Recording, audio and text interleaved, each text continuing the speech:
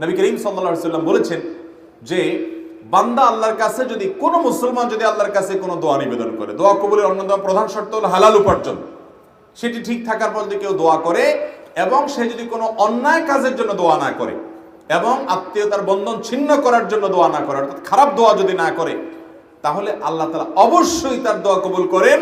সেটার তিনটা প্রক্রিয়া আছে। এক, সে যা চাইছে আল্লাহ তাআলা সেটাই দিয়ে দিয়েছেন, হয়তো একটু আগে বা পরে। দুই, আল্লাহ তাআলা সে যা চাইছে সেটা দেন নাই, কিন্তু আল্লাহ রাব্বুল আলামিন এর বিনিময়ে তাকে আজর পুরস্কার কিয়ামতে এমন দিবেন যেটা এর চাইতে অনেক বড়।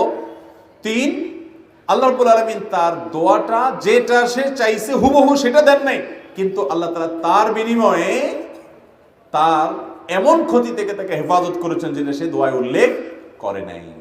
তিনভাবে তার দোয়া কবুল হতে পারে। অর্থাৎ ইমানদারের দোয়া এটা বিফলে যায় না যদি সে শর্ত পূরণ করে দোয়া করতে পারে।